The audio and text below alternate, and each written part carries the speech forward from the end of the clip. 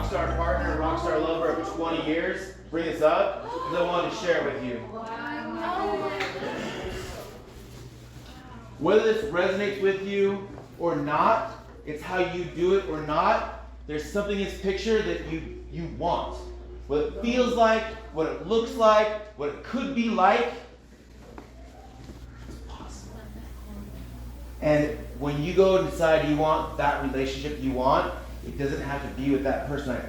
I make her free to be her so I can be me, and we create something amazing and incredible stuff can happen and be yours. And if the reason I show that to you is if you look at that and you're like, there's no way. 2 years before that, 2.5, we were done. Divorce lawyer is like, done. We do not want this anymore. Done. And it's on me. It's how I show up. It's how the relationship matters. So I wrote this list on our closet. There's my pink possibilities. And one there was like, have sex with my wife. I thought that was going to be totally impossible. Never going to happen again. And by the end of the month, several things on that list had happened, including that one. And from there, we went to the March possibilities. And then April. And then we started doing our hard together. And when you're doing your hard together, you can make space and you experience joy. That's the payoff. Is joy is now yours as you get where you want to go. Okay, so I want to share. Any questions that we must get to? What's our time here? Okay, we got time.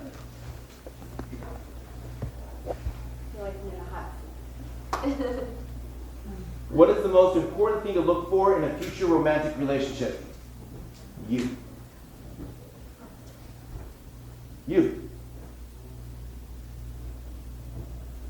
How are you in a relationship? How do you show up? When is it's their fault? Nope. Radical personal responsibility. Now that's tricky. Because when you are shame-driven and the relationship is codependent, it's really hard to figure out where you being personally responsible starts and the relationship messing with you ends, okay? So take the burden off of the person and put it on the relationship. Now it's about the relationship and not about the person. So that allows me to talk with her without so much emotional charge. Okay, we can talk about the relationship we want. Well, I want this. Well, what do you want? I don't know, but not that. And if you start talking about the relationship, you can start creating space for yourself to show up a little different. And to practice as you make mistakes, to try a little bit more, and then you're able to see, oh, I'm codependent. Oh my gosh, I'm unworthy. I feel totally sad, alone. My wife, she's traveled all the world, been to bars all over the world. Drinking does not interest her at all. Never have to worry about that. It's just not her thing. But on the other side is, when I wanted to understand my depression or when I got stuck, she didn't get it. And I didn't know that. But as I practiced patience for me and creating space for me and making sure I went and hiked in the hills and that I was taking feedback and I was doing my part, I was able to shift a little bit, and that was born. And I don't need to leave her. I don't need to blow up this to get something different. I be different, and guess what? I attract a totally different person out of her. Now we're the same people, totally different relationship, showing up different. Because we're saying no to bullshit, no to how it was, no to the old relationship, and we're just focusing on what the new one asks us to do. Does that make sense? I also had a list when I got married, a list of what I wanted. It was some fun stuff, much like Paris, much like old buildings. And some of it was, have good character, hard worker. So that helps too. What do you want? Make a list. Be okay with writing down what you want. How do you separate, Hazel, life and clients and not take their emotions home? do it. I'll still do it sometimes, but I definitely have gotten better. I know that sorry, Chris. Sorry. I know that I am not a good coach if my stuff becomes your stuff and your stuff becomes my stuff. I am here to be a guide. I am here to help show you a way, may not be the right way. I'm here to show you the best way that I can, and then I kind of take a step back and I let you do it. I can't be the one who's like, come on, let's go, and stuff falls apart. But I'm human, and I am a feeler, and I am an empath, and so if you're not okay, I feel that. I just try to make sure that as I get home, I do this thing that I used to talk to Maggie about, if you guys know Maggie. I am in my car, and before I walk in the house, I do this. And it's like I just have to get any energy that is not mine off me so I can go home and show up as a mom and a wife who's not bringing baggage home. Huge. Do you encourage your daughter and her son to practice self-talk? I do. We do. We've talked about coming in and writing it. If we were better parents, we would do that. But my kids have heard my self-talk, and we're very good at correcting theirs as they say things like, "I'm so stupid." I feel like my son struggles the most with that. He'll make a mistake. "I'm so stupid. I can't believe I did that." And we correct it right away, right? "You're not stupid. You made a mistake. You forgot this and you didn't do that. That doesn't make you a stupid person." So that's what we do. Huge. How about you? Which one? About self-talk and your kids. So what I've learned is the reason my depression was so fierce and I don't have a voice for my anger and my resentments is because I wasn't validated. So I practice a lot of validation with my kids, and if they say they're whatever, "Oh, that really sucks," or "Dang, what are you gonna do about that?" or "Wow, I don't know if I understand that." And so I've actually practiced more validation with that, because then that allows me to, let them experience their feelings and their emotions, which is why so many of us aren't feeling our life, because we don't feel our life.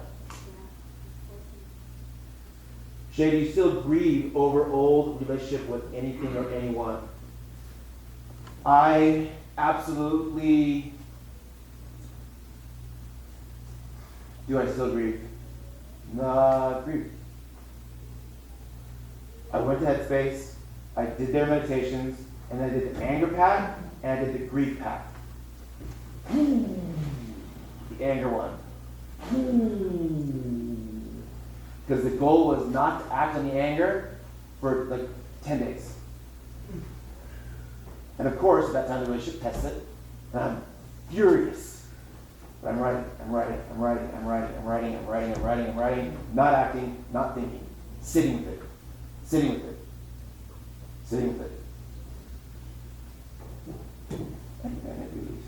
And it was beside me and not in me.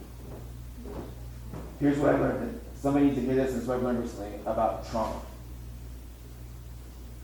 Some of you come in, and I'll look at you and I'll be like, "Wow, you're angry."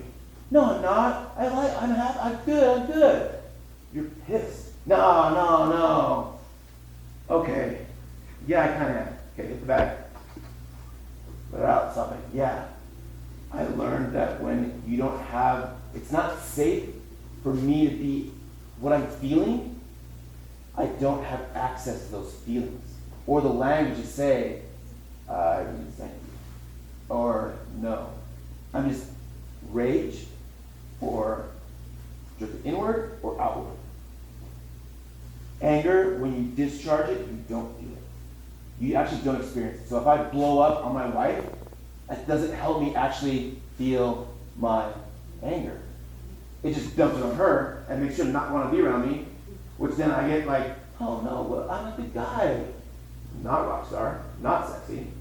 And so I've got to like step back and be like, what am I feeling, and create space for me to like actually experience it and like go in. What is it? I didn't know that before. I didn't know that if you're feeling rage or like nothing, what can I say? When the emotion's in control of you, then you don't actually experience it. So anger, it doesn't put the emotion in control of me. I'm still in control of it. Didn't know that. We had a question on that. The breathing, I will run, I will witness and acknowledge it, and I practice every night. The old Shay is dead. In the morning, new guy. And the way I've gotten resilient with breathing is when I kill me at night, I don't get to keep the stuff I want. It all goes. It all goes. And that creates space when we wake up. I don't have to carry stuff from yesterday into today. My dog taught me that. Your dog was not carrying yesterday to today. Well, you didn't pet me yesterday, so no. Don't pet me today. After he died, he taught me that. Because I was willing to,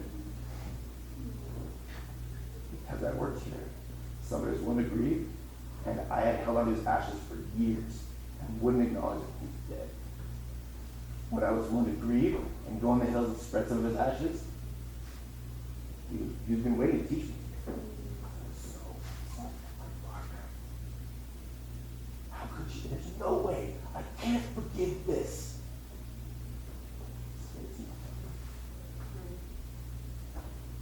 There was days I was not a good dog dad. Okay? This is what you can let go.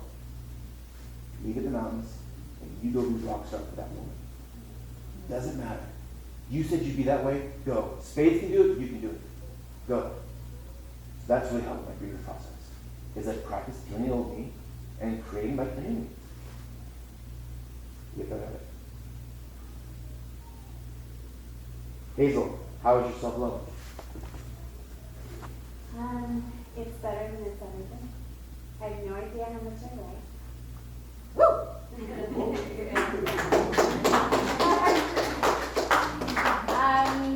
I'm proud of the woman that I am today.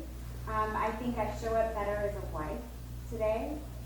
And I love all of me. I love the hard, I love the dark, I love the yucky, I love it all, because in order to really love myself, I can't pick and choose, right? I have to love it all. If you blame somebody else for whatever is going on in your life, they get credit for your good stuff too. You blame your dad because you don't have whatever, he gets credit for the good stuff you do too. Your partner, if I blame her for like how it's bad, guess what? She gets credit for all the great stuff I do too. So how do you, where do you go for that? Not me. If I am responsible for how I am, I get credit for the bad stuff, but I also get credit for the good stuff. You don't get to pick and choose. Shay, when you see yourself feeling down or hurting, what do you do? I have created a ritual around this. I'll go get my hoodie. I'll get to a dark room. I'll get blankets, and I will go small, tiny, and dark. And I will set a timer, and I'm getting way better at letting my partner know I'm going here for a little bit. And something that used to come up and snatch me, Russian, rockstar. Now, if I acknowledge it and give it room, if I honor my Bane, I can be my Batman. And now it's 7-10 minutes. I'll go dark, an hour maybe. But I can feel it, process it, and then, that's okay. And I can move. It's like resilience. Exactly what it is, yeah. Acknowledging. Hazel, I also struggle with an eating disorder when people who are ignorant or people tell you need to eat a cheeseburger or a donut. What do you tell them?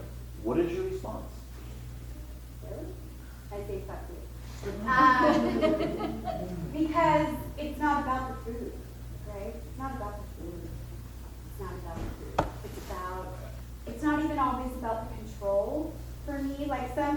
say the classic, the person who has an eating disorder is a perfectionist.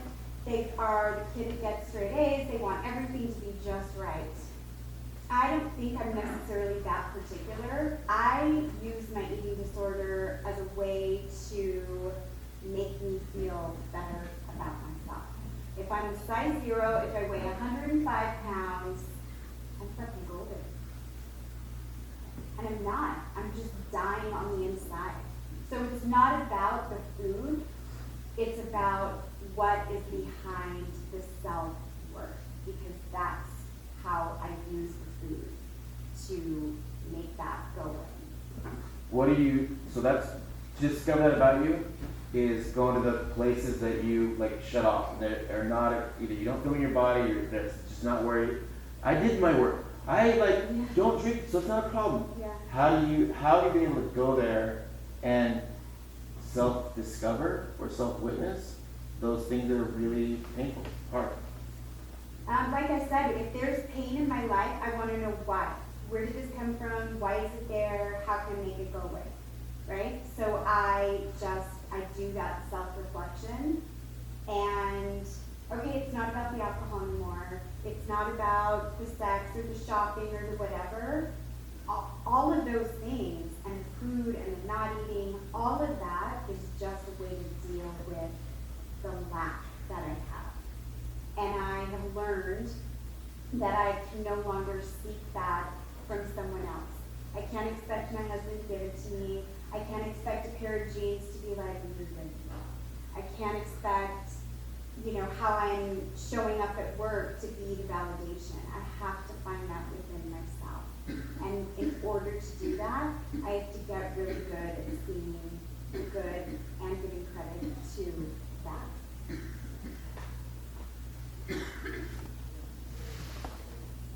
that. One thing too for me, feeling like really low, is just acknowledging it. And now I understand how to see you better. I don't need to tell you no, just, feel better. It's okay, no, you're really this. If you don't feel that way, I wasn't feeling my life. If I don't feel that, no matter how much you tell me it's the case, it's not how I feel. So I need to acknowledge, oh, wow, you're feeling like a piece of shit today. Oh, okay, what's that like? Just acknowledge it. I think too, it's being around people that you can acknowledge that too, right? I can bullshit myself, but I surround myself with people like Shay, like Chris, like other people who are like, you're not okay today. And they're my safe people that I can then fall apart to and say, this isn't working for me. So I think that's huge. These are all lessons that I'm hoping that you guys are taking and thinking, okay, so rockstar life may not totally be what my jam is this moment, or radical self-love may not be my thing right now. We're just dealing with more immediate steps in your life to help you get a little further from where you're at. But these lessons of resiliency, these lessons of reaching out, these lessons of radical self-acceptance, if we are doing those at this point in our lives, and we're asking you, what do you have to lose, right? You have nothing to lose except all of that bullshit that weighs you down. We used to work with somebody that used to say, who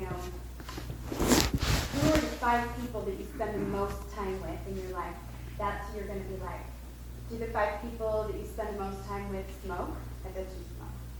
Do the 5 people you spend the most time with relapse? You probably relapse. Do the 5 people you spend the most time with, do they exercise and eat well? Chances are you will too. So I do that inventory. Who are the 5 closest people in my life? And I don't just count my husband, my kids as the 3. My family's 1, and then who are those other people? And do I want what they have? Am I bullshitting myself to think I'm better than them and I'm not going to be like them if there's things that aren't productive? The part of this coming to where you want to feel good is doing shame work and acknowledging, hey, I feel shame. And especially with alcoholic families or a family history of it, it's in our DNA. I get alcohol, like I get it. It's like come home. I get codependent. Boom. Like let's game on. I get depression, like deep loneliness. Yep. So the shame work that Hazel and I have been willing to do, we learned that I don't have to hustle for my work with you.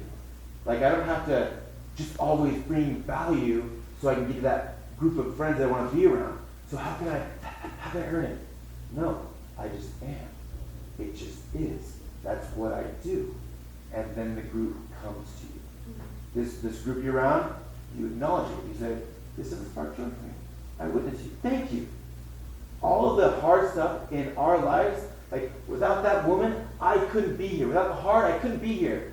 Thank God I had all that. It didn't happen against me. It was for me. It made it possible for my gifts and talents to come out.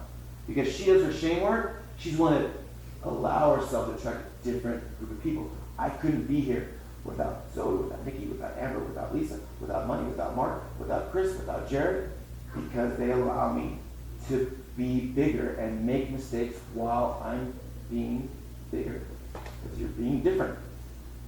How do you be different? I don't know. But if you're willing to figure it out, this knows. And people around you, oh, I see why you're different.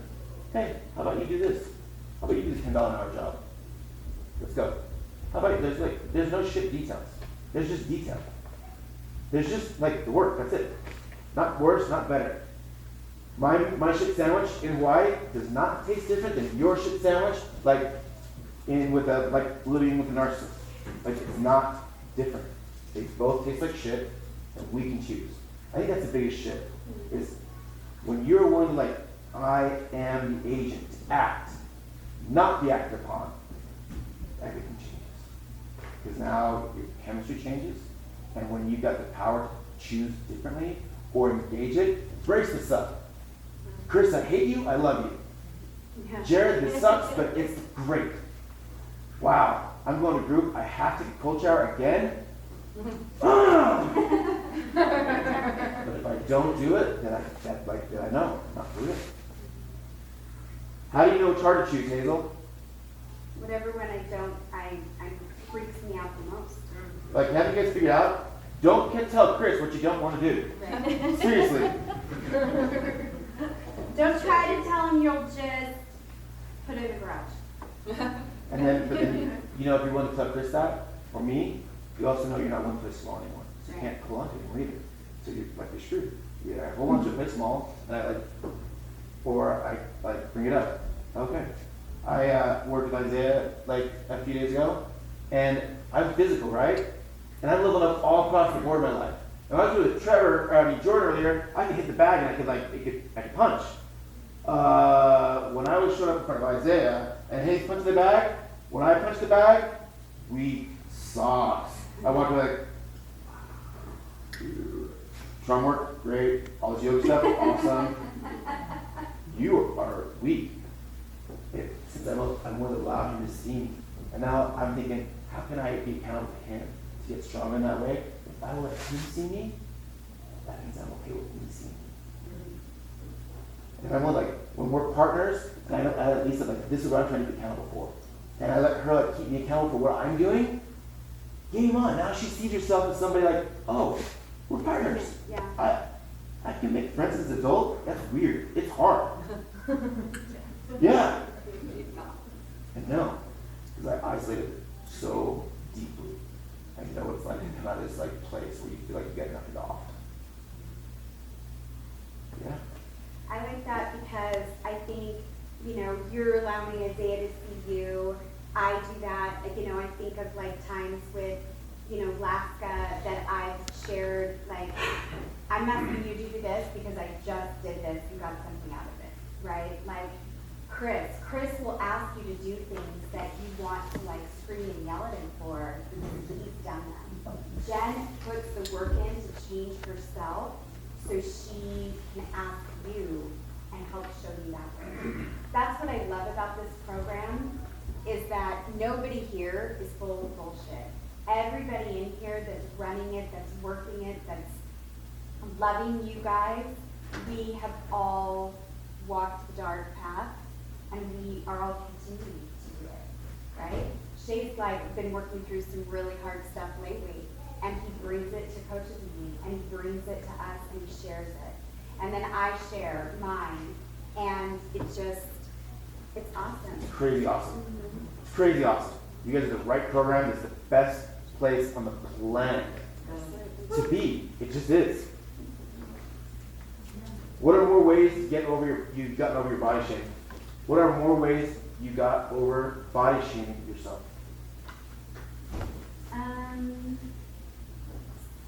So cliche. We did a self-talk just about that. So, like I said, I used to talk to my body like it was this third entity. Chris pointed that out to me. I would weigh myself and I would be like, what the fuck is wrong with me? How could you let this happen? What were you thinking? What's going on? Like, that's how I would talk to it, right? And so we created this self-talk around all the things that my body has done. I've had 2 kids cut out from me, birthed them. You know, I've had like a lot of major health stuff, and my body has been resilient.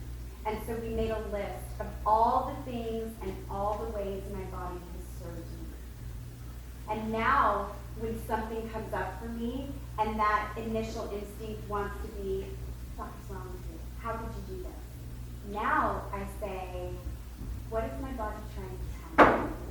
How can I honor my body? And if I honor my body, I also remember all the ways it's honored and served me. And so I would say that's one of the biggest things that shifted for me, is that's what I say to myself now when I want to go to that place. Now it's, what is my body trying to tell me? And then I respond. Huge. Yeah. Which and what comes up for her is yoga. What comes up for her is like going for walks. And so the more you allow yourself to be in your body teaches you. This is, I haven't felt this forever. Yeah, you're feeling it now. And let it be, let it come up. The other thing I want to say is I'm also a super vain person. And I own that now. Shay taught me, that's part of who I am. I want my face to be wrinkle-free.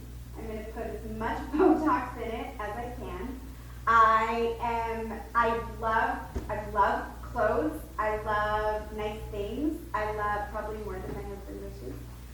I love being in shape. I love having fake boobs. I love all of that, and I don't apologize for that anymore. And because that is part of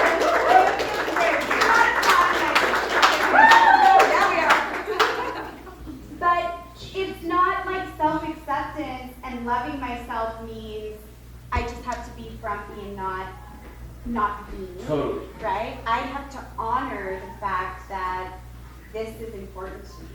And I show her compassion. And I show her love. And I celebrate her. But I don't expect her to be perfect. The deception is someday I will be, and then I will feel. Yeah. That's the deception. It's I love all of me now, and guess the feedback guy. I can't hit the bag like I want to, and this is not acceptable, but I still love all of me. So I'm gonna let Isaiah be my partner. I'm gonna be strong in that, do some sit-ups, and honor who I am today, because that's where joy's at. It's all we have. It's not written anywhere that you get any more time. It's nowhere.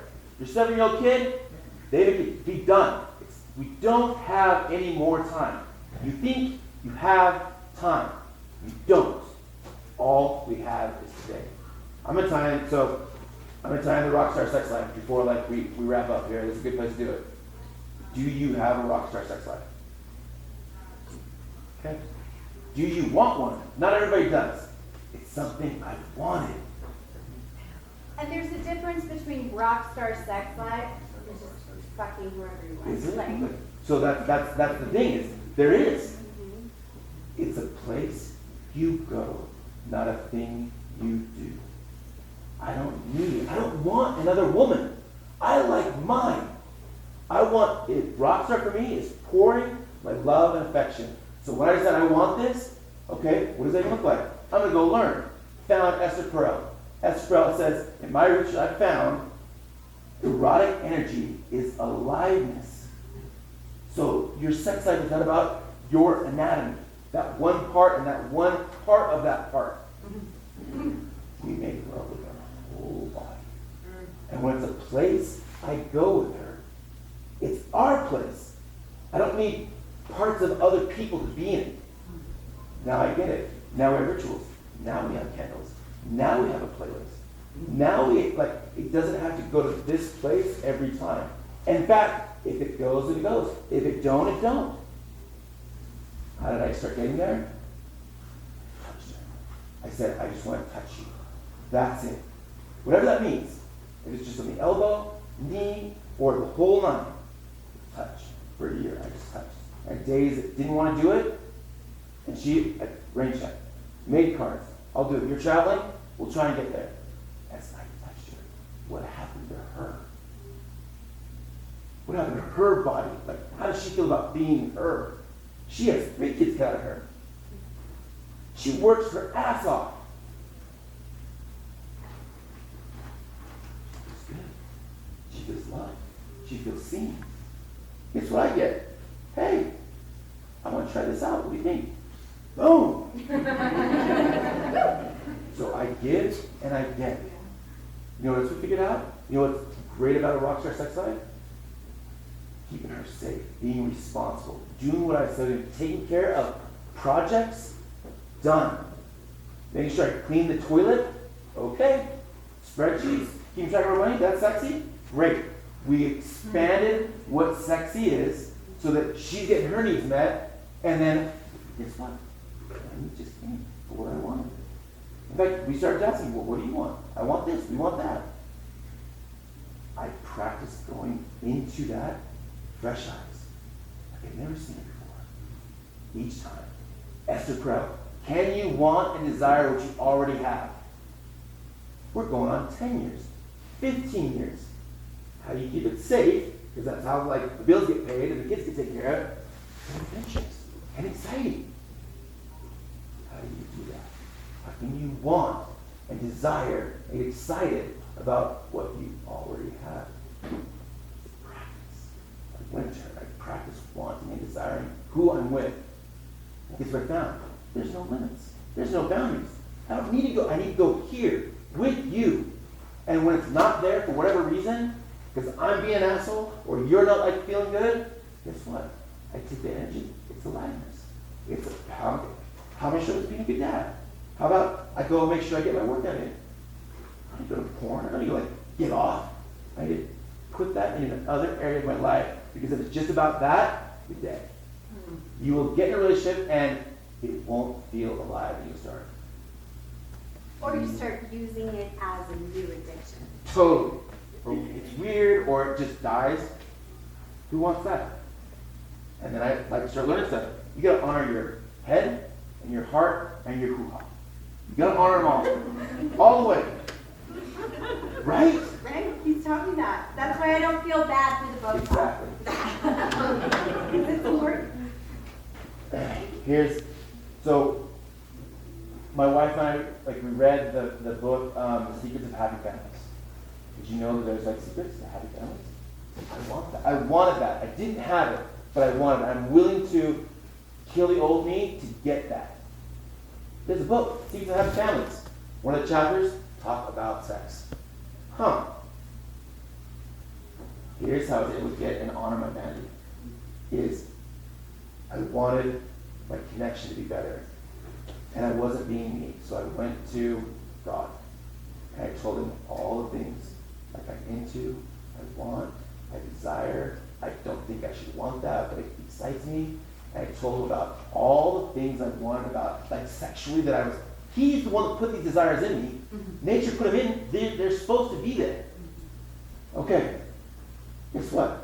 If you believe in a God that's omniscient, here he knows. So I'm not telling him anything, I'm not hiding anything that he doesn't already know. But when I was willing to acknowledge, I like this, I'm into that, that excites me. I know that's not that feels icky. As I was willing to like let myself talk about everything I wanted sexually, it's like my need to like go somewhere else or like get the porn. Because I wasn't trying to hide it. I didn't put energy into not being like not me. When I was open with him about what I wanted, I was able to like let it go. And let it be. And honor my daddy. I actually really want great sex. Well, if you're in this with it, like, that is a shame. That's what I want. And now I learned that it's important because it affects all of us. It affects all of us. Being healthy that way. How do you remain fulfilled, especially in pain? I'm going to take that question. How do you remain fulfilled, especially in pain? That is a good one. I think I remain fulfilled because I realize that pain isn't there to take away from me. Pain is there as a guide. Pain is there as a director, right? Pain doesn't make me less fulfilled because I know on the other side of pain, if I do the work, which I've done enough times, there will be more. There will be more me. There will be greater things.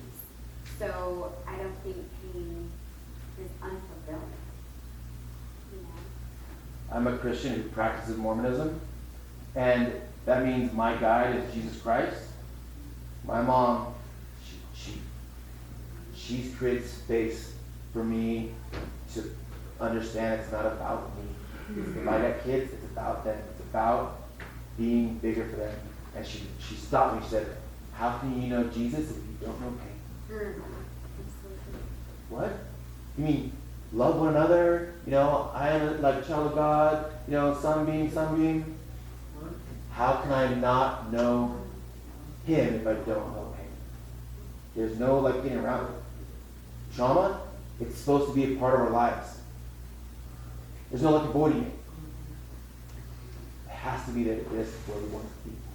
So if I want to know what it's like to feel joy, I've got to be willing to go to cold water, whatever it is.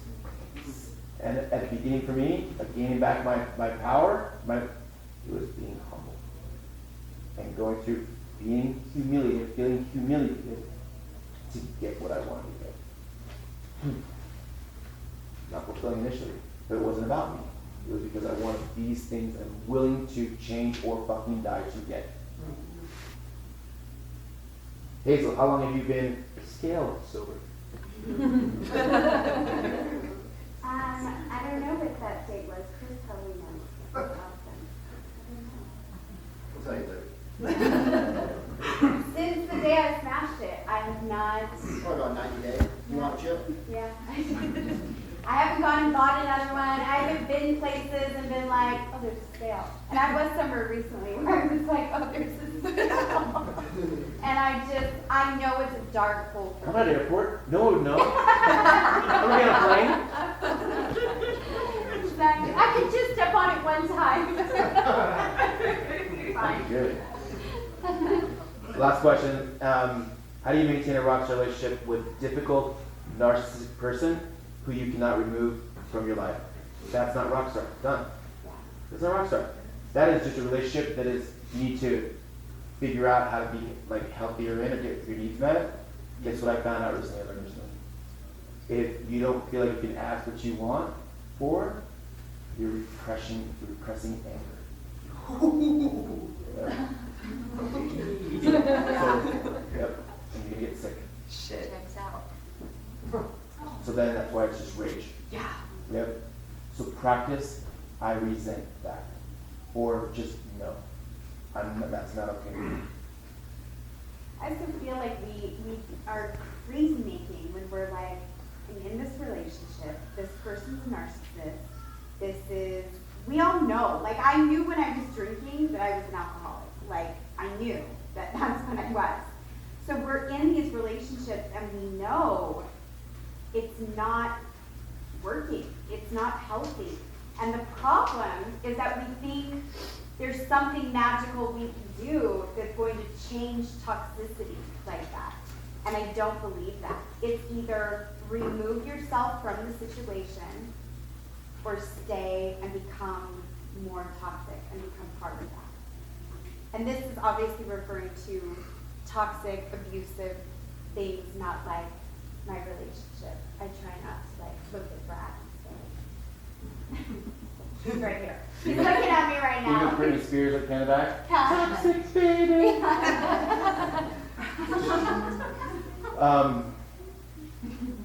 What I learned recently too, because like when I do my trauma work, is that when I return to the relationship that's painful, to get something good out of it, I'm trauma bonded. Wow. Yeah. When I return to the relationship that is hurting me for some source of like not hurting, I'm trauma bonded. Now, maybe you have to. Maybe they pay the bills. Maybe they keep you safe. Anyway, with kids, we will find a way to cope and get our needs met. Now that you're like you go to an abundant place, now it's option two. This relationship just needs to be a Ford Taurus. It needs to get from here to here. That's it. I say rock star for the one I want to put time in. This one gives me this much energy. I give it Ford Taurus energy. Because it's got to be safe. It's got to have seatbelts and brakes and get me back and forth. That's how much energy I put in there. Hey, well, what happened? Yep. I resent that. I'm not okay with that. Okay. You're going to feel those like anger. No more repression. But then the wheels come off. So how do you keep it stable? Little by little. Just allow it. Just in abundance. But allow them. Yeah. Any final questions before we wrap it up? What do you guys think? Has this been valuable? Useful? Yes. Okay. I have a question for Hazel real quick. Growing up as a child, was your mother or any kind of male figure role in your life shaming, like to themselves or you? I don't think that, yeah, so it's always difficult for me. I'm owning the fact that my parents are probably on this Zoom right now, right? And I'm owning the fact that my reality is my reality. And I recognize that they are loving and amazing parents. Were there things that made me feel ashamed? I think I was told very early on that I was too much. You are too much, Hazel. Shh, be quiet. Don't do that. Don't act like that. And I remember feeling that, and I remember saying to my mom as a little girl, she said, Hazel, what are we going to do with you? And I said, Mom, just throw me away. Right? And so the shame wasn't, you're not a certain size, Hazel. The shame was, who you are is not okay. So then I do everything in my power to change who I am, hoping it will be okay.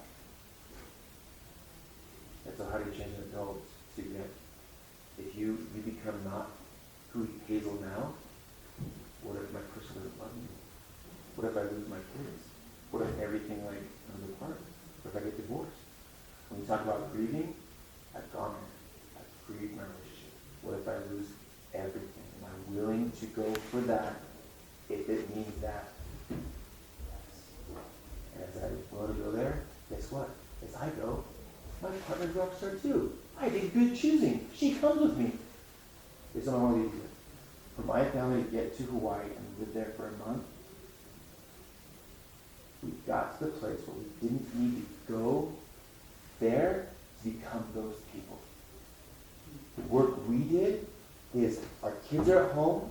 We're 3 elementary age kids. We're teaching at home. She's working from home. I'm working 3 jobs. We are becoming those people who just do that before we even got there. We felt it. What would they do? How do they choose it? What happens? To the point where we didn't need to go to Hawaii for a month to actually be those people. We were already there. And guess what? Hawaii couldn't stay away. It had to become us because we became those people. It's the feeling you want to be where you want to go. That's what you focus on to get where you want to go. It's not the car that's going to make you there.